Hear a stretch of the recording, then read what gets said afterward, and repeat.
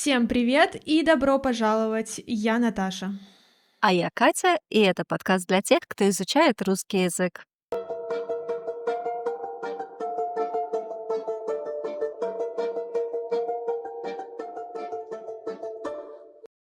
Я думаю, что цель всех, кто слушает и смотрит наш подкаст, это не только узнать больше о русском языке и культуре, но также научиться понимать живую русскую речь.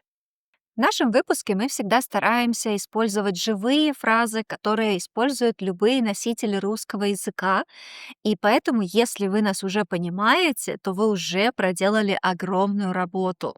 А также мы всегда стараемся немного адаптировать нашу речь, говорить более четко и не так быстро. Поэтому многие нам пишут: мы прекрасно понимаем, когда слушаем ваш подкаст, но когда слушаем других носителей, нам бывает сложно. И в этом выпуске мы хотим обсудить то, почему так сложно понимать носителей. И мы назовем реальные факторы, которые влияют на понимание. Многие думают, русские люди говорят так быстро, но это не совсем правда. Есть даже рейтинг, в котором посчитали, сколько слогов говорят носители каждого языка в секунду. И топ-5 таких языков оказались японский, испанский, французский, итальянский и английский. А русского там нет. Мгм. Проблема в другом, в том, как звучит речь. Русский может казаться быстрым, потому что слова слипаются, слова склеиваются. Говоря очень просто, вместо того, чтобы сказать два слова, мы говорим одно длинное слово. И я думаю, самый понятный пример — это предлог плюс существительное. Например, можно сказать «на работе», но носители говорят «на работе». Или «под столом», «под столом». Мгм. Да, особенно сложно бывает разделить предлог и существительное, когда между ними происходит ассимиляция, и следующее слово влияет на предлог, и он изменяет свое произношение. Ну, например, не в парке, а в парке. В парке. Не в понедельник, а в понедельник. А также есть сочетание местоимения плюс глагол, которые тоже часто идут вместе. Например, не он шел, а он шел. Не она говорит, а она говорит. Она говорит. Все в одном слове. Понять такие словосочетания кажется довольно простым, но на самом деле на это требуется много навыка, много усилий. Нужно мысленно разделить вот эту одну большую фразу на конкретные слова, чтобы понять смысл всего выражения. Да, в теории это очень легко, на практике это очень сложно. И поэтому, если у вас есть с этим проблемы, ничего страшного, это абсолютно нормальный процесс. Все проходят через этот этап. И перед тем, как мы продолжим, хочу напомнить, что у нас есть разговорный клуб. Разговорный клуб — это отличная возможность побороть языковой барьер, практиковать свой русский регулярно, хорошо провести время и найти новых друзей. Все детали в описании, присоединяйтесь. Следующий фактор, из-за которого речь носителей сложно понять, это редукция гласных. Редукция — это когда звуки меняются и становятся менее четкими. Например, буква О произносится как А. Мы не произносим молоко, мы произносим молоко. Мы не произносим хорошо, мы произносим хорошо. Обычно изучающие быстро к этому привыкают. Да, вначале это «а», «что?», «зачем писать «о», если вы будете произносить «а». Потом пара уроков, да, и все становится нормально. И со временем это обычная вещь. Но не стоит забывать, что редукция гласных в русском языке — это не только «а» вместо «о». Также иногда вместо гласной без ударения появляется звук шва. Иногда это даже похоже немного на «ы», да, очень короткий звук «ы». И вернемся к нашим примерам. Например, на работе. Когда я произношу это быстро, я не произношу «на». Я произношу «н». На работе. На работе. Или под столом. Я не произношу «под». И тем более «под». Да? Я произношу «под столом», «под столом», «под столом». Я думаю, есть разница под столом и под столом. Абсолютно точно есть разница. Когда слушаю такие примеры, всегда думаю: "О, бедные иностранцы". Кроме того, нужно сказать, что, конечно, если вы уже хорошо знаете какое-то слово, ну, например, "хорошо", то вы узнаете в речи носителя его в любой ситуации. Но если вдруг вы еще не знакомы с этим словом, или, например, вы знаете однокоренное слово, но это новое, вам неизвестно, то бывает очень сложно его узнать. Простой пример, если вы еще beginner, и ваша жена дома русская часто использует «хочешь? Хочешь? Хочешь чай? Хочешь молоко?» А потом вы слышите в речи «хочу», да, вместо «хоч» — «хач». И для начинающего студента может быть сложно найти эту связь между двумя такими непохожими словами. Да, но слово «хотеть» вообще, конечно, это какой-то ад, особенно Мгм. для начинающих, потому что если ты знаешь форму «хочешь», потом тебе нужно сказать, например, «они хотят». Почему нет звука «ч», почему «т», почему ударение куда-то уехало? Фу, Мгм. много вопросов. Да, глагол «хотеть», объясняй, почему ты такой странный. Глагол «хотеть» — это глагол с биполяркой. Он решил, Да. что одна часть будет спрягаться так, а другая так. Окей. Так, ну и такая редукция, плюс ударение, которое переходит со слога на слог, плюс постоянное изменение слова по падежам делает понимание речи носителей сложным. Да, это точно. Изменение слова по падежам всегда вызывает фрустрацию у студентов, особенно в начале и особенно если в их языке нет такой системы. Например, вы уже хорошо знаете слово «стол», но если вдруг я начну использовать его в других формах, о столе, по столу, на столах и так далее, то вам нужно в процессе понять, связать вот эти странные новые слова со словом «стол», которое вы уже знаете. Конечно, на это нужно много практики, и нужно научиться понимать и искать вот эти вот связи и корни слов. Мгм, мгм. Да, но также еще бесконечное количество уменьшительно-ласкательных суффиксов. Суффиксы, которые мы используем, когда говорим о чем-то маленьком или о чем-то милом и о чем-то любимом. Ну и когда мы говорим о любимых, конечно, мы используем эти суффиксы и с именами тоже, с именами людей. И, например, с этим суффиксом тот же стол уже столик. Да? Стол, столик. Начинающий просто подумает, что это другое слово, и не узнает слово, которое он уже знает. И, например, если вы знаете только слово стол, как вы можете понять фразу за столиком? Мгм. Что это? Да, абсолютно точно, особенно если это быстро произнесено. Поэтому я всегда говорю своим студентам, что это очень важный скилл — научиться видеть связь между словами, научиться искать вот этот корень, эту главную часть слова, чтобы вы могли догадаться, когда услышите что-то новое, о том, что это может значить.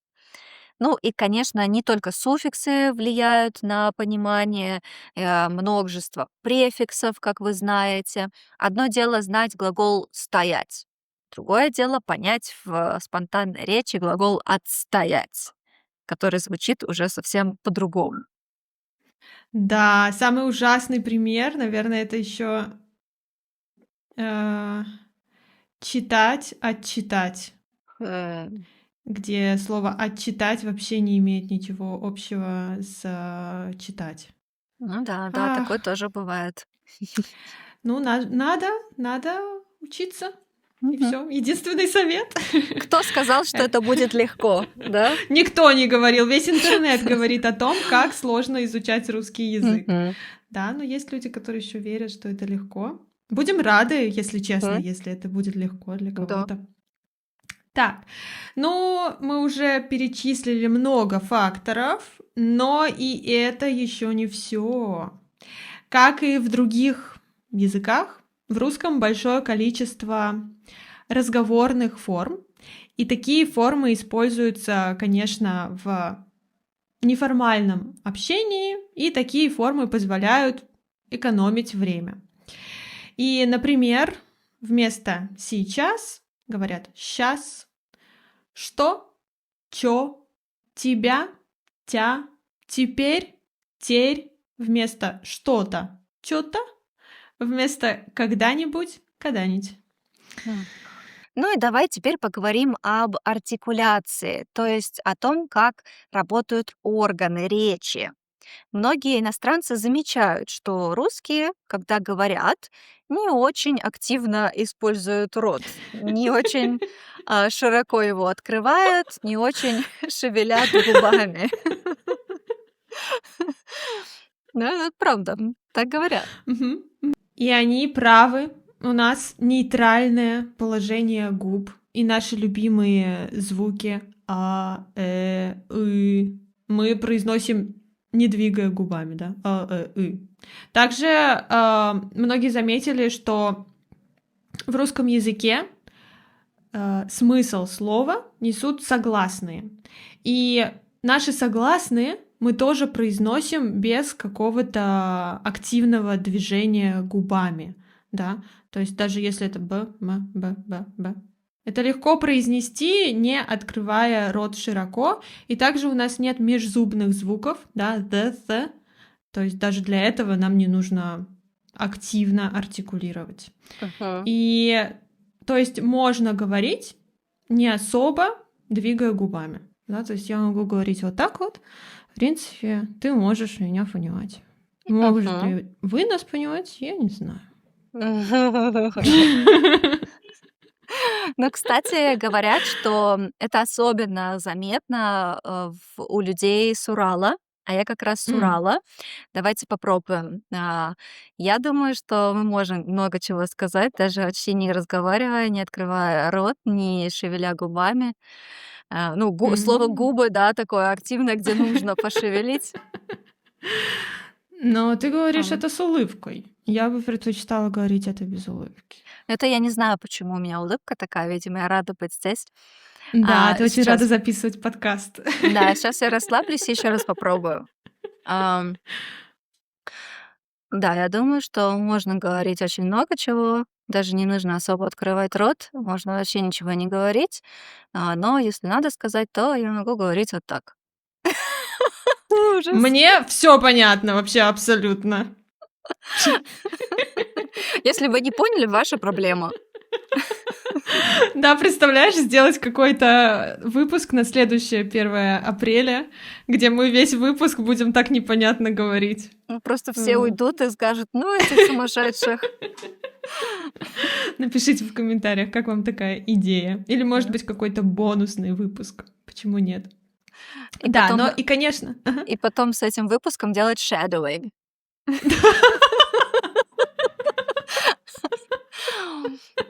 Ну да, да. На самом деле сегодня можно использовать что угодно как учебный материал. Да, и даже такие вещи тоже. Но я, кстати, не говорю, что, например, у меня какая-то идеальная дикция, потому что, конечно, я стараюсь говорить четко, особенно когда мы записываем подкасты и на уроках, особенно с начинающими, но я думаю, что можно было бы поработать. можно было бы довести до совершенства. Да. И, конечно, у людей разный стиль речи. Это зависит и от профессии, и от региона, как ты сказала. Разная скорость речи тоже, даже разная дикция. И кто-то говорит понятно, а кто-то просто бубнит. Да? Что значит бубнит? Это когда человек говорит тихо, непонятно и монотонно. И есть еще такая фраза «бубнить себе под нос». То есть то, что ты произносишь, оно остается у тебя вот здесь вот под носом, да? Мгм, мгм. Да, да. Даже есть, такое, звукоподражание. Бу-бу-бу-бу-бу-бу-бу. Что ты там бу-бу-бу-бу-бу себе? М. Да, да.